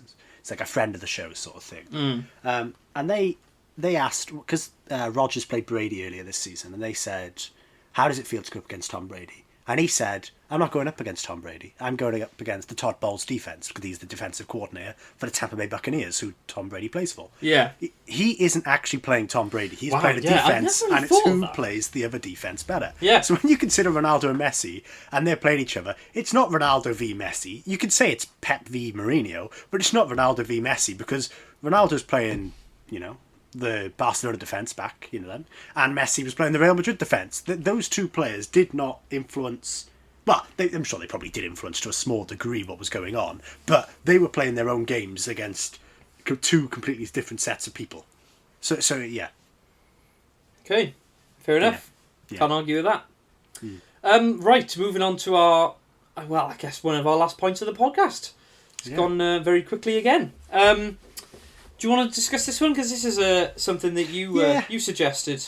Well, it's only because I saw that. Well, I don't know who the geezer is, but Philip Cocu. He must have been Derby's manager, but he's been sacked, and Wayne Rooney is taking interim charge. Sorry, that sounds like I'm laughing at the fact that he got sacked. I'm laughing at the fact because you're like, he was Derby's manager, but he's been sacked. Yeah, well, Wayne Rooney, I think, or he was rumoured to be almost taking charge because he was the first team coach after that guy. Yeah. And I kind of I just thought, yeah, okay, there's a lot of them. A lot of those sort of 2010s sort of players. Golden generation players. Well, even some from before then. But they're all sort of coaches now at the clubs either they were playing for or, other clubs that are notable. And I just kind of thought, do you think these guys are any cop? And do you think they're going to keep their jobs? Well, I mean, it's an interesting... Should we start with... Well, no, go on now. You say your points. Well, no, I was just going to say it's an interesting topic, isn't it? Because there must be... I don't know. Let's go through them one by one and see what our thoughts are. We'll start alphabetically and just go Arteta at Arsenal. Do you reckon he's any good? It's difficult to tell with Arsenal because they've come from a very... dark place. Yeah, they've come from a pretty bad place, haven't they? As in, it would be like saying, like when, like when Liverpool were going through a rough patch and we finished 8th under Kenny Dalglish, to then ask Brent, the following season, what do you think of Brendan Rodgers only finishing 7th? As in, you got to. It couldn't go much worse. As in, you kind of got to. Always going to be an improvement. You've got to gauge where they're coming from, I guess. Arteta's still a bit of an unknown one, isn't there? Seems to be like. Arsenal fans seem to like Arteta. Yeah. I don't know whether perhaps there's maybe a bit of sentimentality about that. What do you think?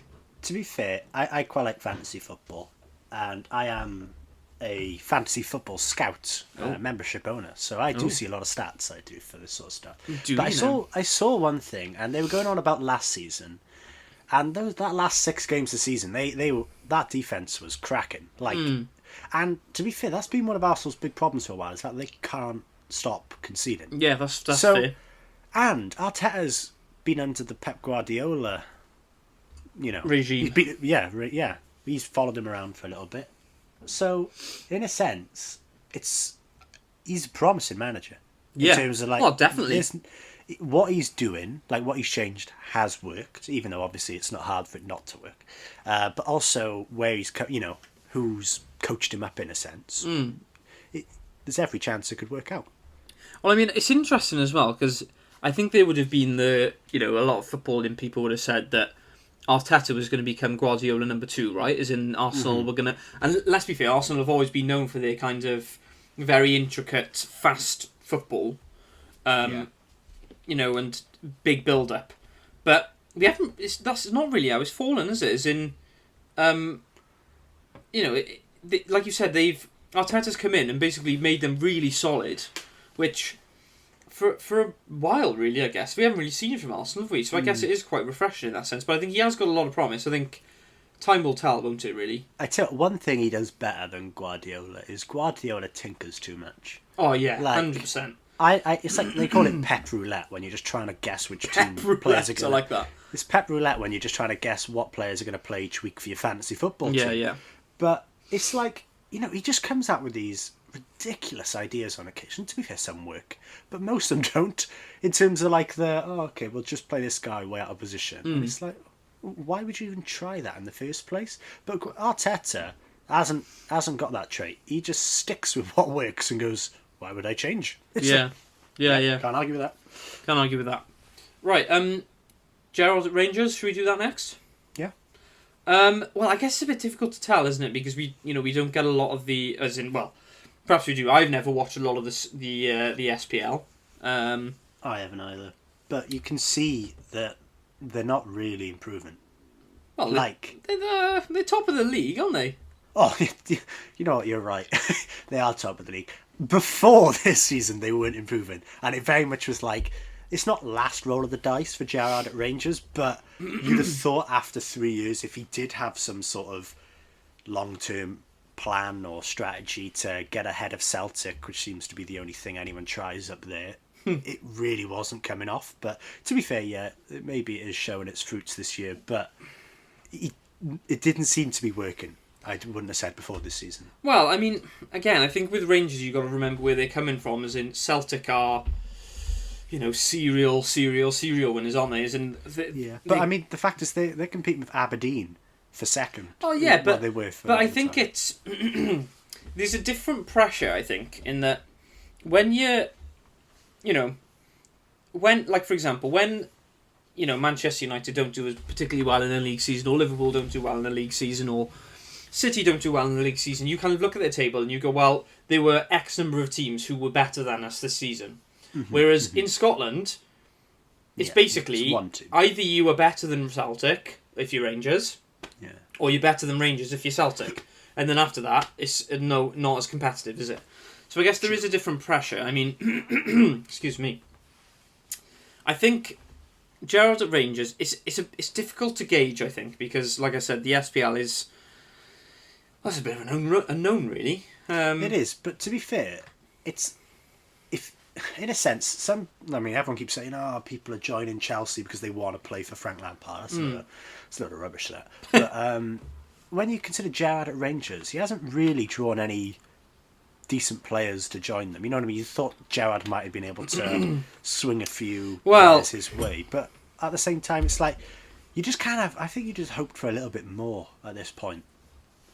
Well, I mean, so what would you say would be a good target for Rangers then? To be fair, if this season genuinely compete with Celtic, because they just haven't been competing with them either. Well, I think they came fairly close last season. But I think they came close in the sense that they were beating everybody else. But I'm pretty sure they didn't actually beat Celtic in the end. Or I don't know. I mean? Like in their head-to-heads, I think they were drastically not as good as them. But anyway, we're not big on Scottish football. But yeah, it's Gerrard, so we chatted about him. But yeah. So what we're saying is that we're not chatting about it because of Rangers. Yeah. We're chatting about it because of Gerrard. Yeah. Right. Apologies, Rangers fans, if you're listening. Yeah. To be fair, we don't, like we said, we don't know much about the SPL. We don't get a lot. But all I could see from the face of it from the other 3 years is that he hasn't actually competed with Celtic yet. Okay. Lampard at Chelsea. It's a bit early to say, but he's had an absolute war chest to sign players with. And he has signed some very good players. Yeah, and that's the thing. This is sort of one of those do-or-die seasons because, I mean, if Ole Gunnar Solskjaer is able to stay above Lampard at Chelsea despite not spending any money apart from Donny van der Beek, who isn't really even playing, it would be sort of like, what's Lampard doing? Like, how have you not beaten United after, spending so much money? But yeah, I don't know if he's anything good. He does the same thing as Arteta in the sense that he doesn't change if something works, which is good. I mean, I've got nothing against that, but Arteta sorted Arsenal's defensive problems out with genuine tactical nous, or some savvy transfers, but Lampard's just throwing money at the problem. I mean, that entire defence and goalkeeper is different apart from Alonso. Like, you got Chilwell, you got Thiago Silva. I partly agree with you in that he has had a bit of a war chest this summer. But I think it's impressive what he did last season, as in with... And okay, I know they had Pulisic in because they'd already signed him, but as in... he... Like, let's not forget, for big chunks of that season last season, he was playing Tammy Abraham up front, which... Tammy Abraham's a good player, but he's not... I don't think he's the sort of player who's going to be taking you to a Premier League title. Well, he's not Werner, is he? Simple as that. No, he's not. And, you think of the amount of money that... Well, for example, last season, United signed Harry Maguire, Aaron Wan-Bissaka, and Bruno Fernandes during the season. Yeah. And the positional difference of the teams wasn't too different. No, that's true. But to be fair, that was a comeback for United. Like, to be honest, Wan-Bissaka and Maguire, they were sort of just to slot the holes which were there, whilst Chelsea didn't really have any holes.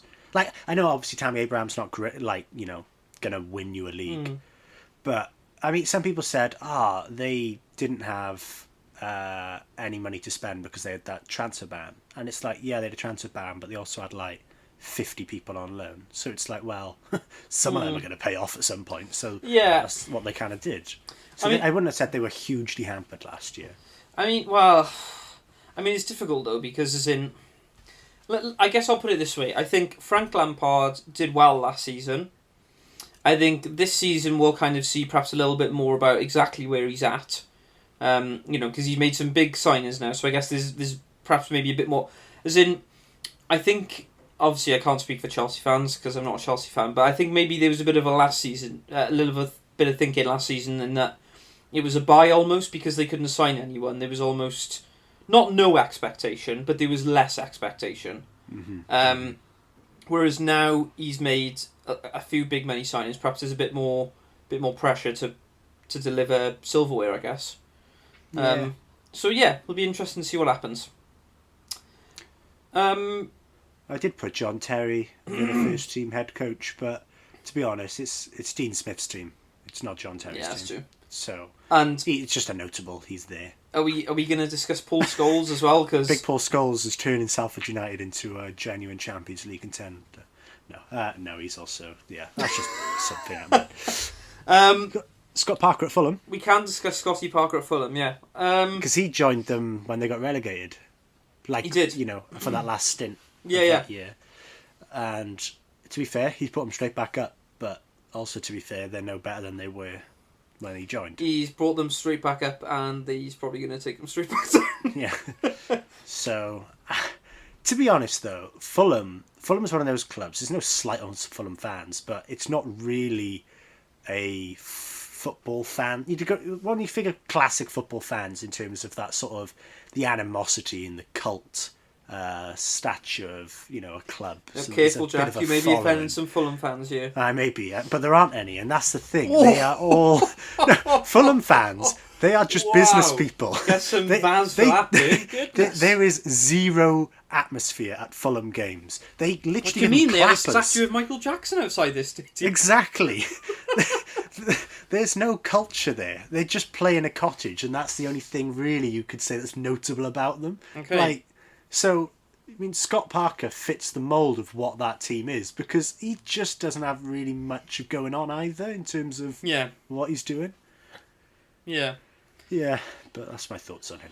I agree with you, to be honest. I don't really have anything else to add. Yeah. Solskjaer The at golden United. boy. Yeah, the golden boy. Golden boy. To be fair, I think it's a hard rap. I don't think they've backed him this year. I think, to be fair, he did really well. Then they signed him. Then he went really downhill. And now they went back up. And now they're sort of...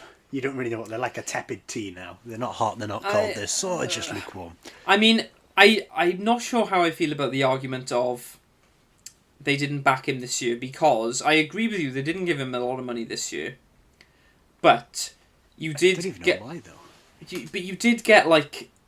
As in, United did get, like, a pretty significant amount of investment the season before. 80 million on a centre-half, 50 million on a right-back, 35 million on a centre-mid in January as well. But no, they hadn't bought a defender before that, apart from like Rojo and players like that. It's like, you can't address big, gaping holes with substandard players.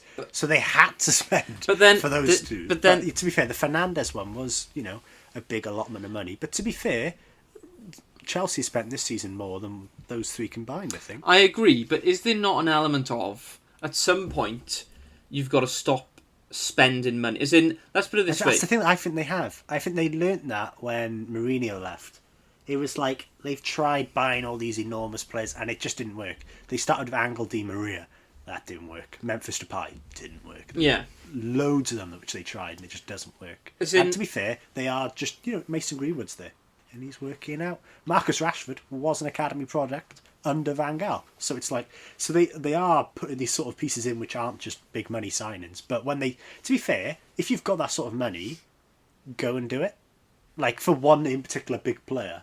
Like I just don't like the idea of spending 20 million on, on 6 different people. Oh no, I agree. You don't spend less money on worse players for the sake of spending less money. But I guess, I think, and this is the thing as well. It's not like a different manager spent 180 million last year and then Solskjaer's come in. Those are his players. He's bought those players. That's his investment in that team. Now, a manager is never going to get enough investment all at once to replace every single player in a team. As in, do you not think it's moving in the... To be fair, that team is moving in the right direction. I think it is. And then they didn't... This is when they needed to do okay, we're just going to add a right mid. We're just going to add a left back. Maybe another centre back. That was all... You know what I mean? I know it's obviously 3 out of 11, but it was smaller changes. It wasn't wholesale like they had been doing. But then, I guess, again, I'm going to compare to Liverpool. I was a Liverpool fan. But as in, when Liverpool came runners-up to City in the league and we won the Champions League, the following season we bought no one. Absolutely no one. So I don't think there's a correlation necessarily between investment and success. A lot of the good things that were happening came from the academy with Trent. Then they were savvy with Robertson. Obviously, it wasn't academy, but cheap. And they had bought Van Dijk the year before. I mean, as much as you can say they didn't buy anyone, it's like, well, they did just spend what, 80, yeah, 75. but they also They also got 140 odd million from Coutinho. That Coutinho money seems to be everywhere. There's loads of players that they seem to have bought with it. No, they bought Coutinho and Alisson and Fabinho. No, they sold Coutinho, but yeah, no, I get what you mean. Yeah, well, to be fair, it was lots of big ones before it, and they haven't kind of needed 2 since. But then United are still in that process of we still need to patch all these things up. Like, Mane was 50 million, and it's like, I understand he was bought before you'd even sold some of those guys. Yeah. So it's, you know what I mean? There was things happening before. But as in, you look at your back four. You've got Luke Shaw, £30 million left back. You've got Lindelof, 35 million. But to be fair, that Luke Shaw 30 mil, that was when he was 18, and he has been injury ridden, and not to his own fault. He's the crippling injuries he's had from. I agree, but what I mean is you can't keep. At some point, you've got to stop spending money, and you've got to look at your manager and go, right, that's what you've got. Try and do something with it. As in, like, if you're going on that basis, bearing in mind how much money did Pochettino get when he was at Spurs? To be fair, they did the same thing which you kind of had with Coutinho, where they sold Bale and then they bought about 6 players. But that was and of them, 3 worked out. Yeah, but of those 3, they sold some of them and they sort of recouped. But to be fair, Pochettino didn't spend too much. To be fair, what Pochettino's done is better than what Solskjaer's done with what he's got. I guess what I'm saying is, it's got to be a balance of both. I do think that sometimes, I think perhaps it's unfortunate for Solskjaer because past investments has been poor, I think, at United. And as a result, he's the one who's having to deal with less investment than the managers before him. So I think there is an element... Yeah, I don't know. We'll see. As in, I get what you're saying, though. You think this season, if they'd have signed Jadon Sancho... I know, obviously, it's like, obviously everyone's problems are fixed if you spend over 100 million on one guy. But if you sign Jadon Sancho... Not only are you fixing a problem which the team had, the team itself must feel so much better in terms of going, we got Jadon Sancho. You know what I mean? There's that sort of aura and that atmosphere of we're going places. But when you don't sign him, and everyone's a bit like, this is the same as what we had last year, and we kind of need a little bit more. Everyone knew we were going the right way, and it's like, Ed Woodward has absolutely no confidence in us. That's why he's not spending money. It's like, you know what I mean? There's knock-on effects. It's not just your team. And I guess what you've said there as well is interesting. It's a case of, well, this is where we've got to. Give us a bit more investment, and we might go even further. Yeah, and that's fair enough. Chelsea did. No, I can't argue with that. Yeah. Right, you've put some other. Yeah, I there's no real. I didn't want to chat about them or anything, but I sort of just put them on there for saying some of us which have or potentially haven't worked in the past. Like I got Steve Bruce. He's to be fair, I think he's a decent manager. He's alright, yeah. It's not dynamic what he does, but you always need someone.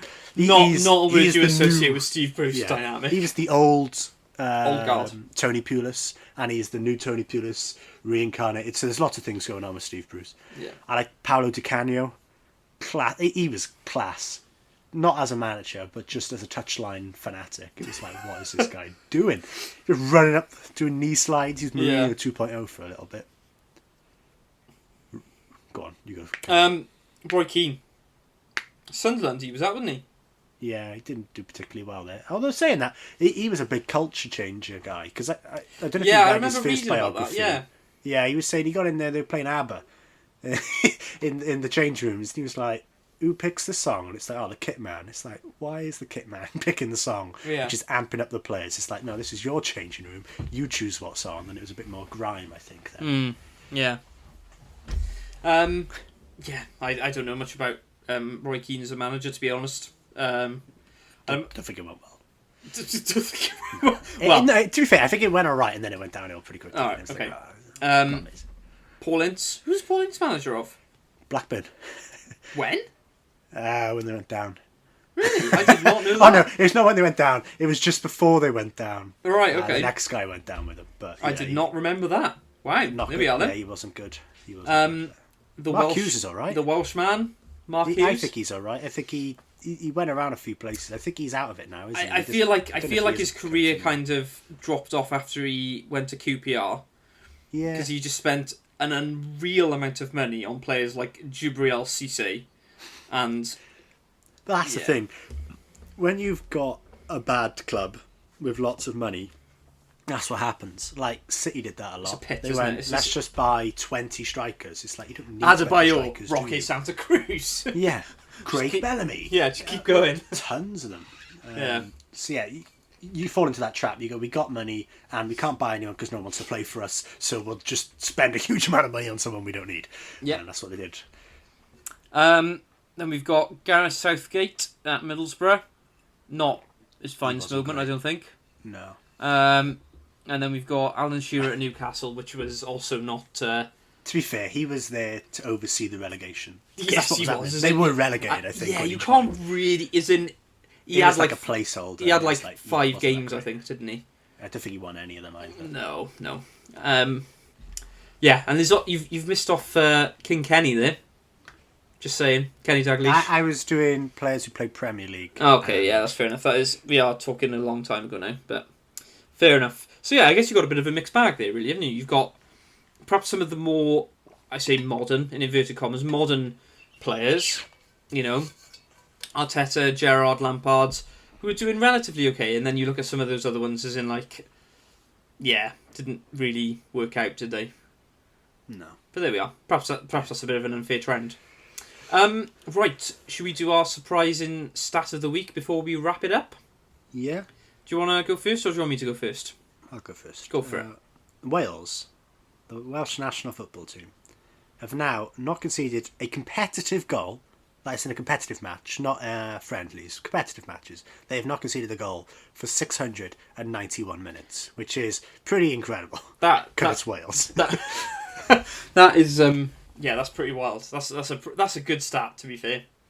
Yeah. I don't think mine's quite as right. I'll tell you mine. Spain as in Spanish football team, are winless in 7 consecutive away games for the first time in their history. Their record is draw, loss, draw. That's not particularly great. That's and not good. Considering Ramos had 2 penalties on the weekend. Could have quite easily ended that streak. Yeah. Yeah, 2 penalties, tried to put one in the corner and then tried to Panenka it and then it just rolled along the ground. At least they're not Northern Ireland, not making the Euros. Wow. And on that note, thank you everyone for listening to the second Down to the Wire podcast. We are back next week discussing the latest and greatest in sport from this coming week now, I guess. Yeah. We are on more sites now. Say again, sorry?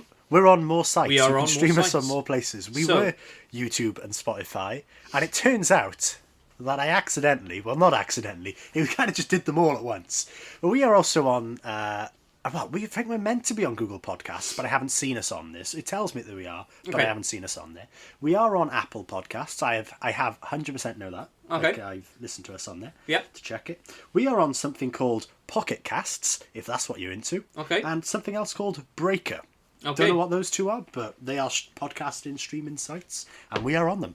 Okay, yes, so we're on Spotify, YouTube, Google Podcasts, Breaker, Pocket Cast, and Apple Podcasts. Apple Podcasts. So we're everywhere, basically. Yeah, we There's are no everywhere. excuse, You can't avoid us. There's no excuse to not listen to us.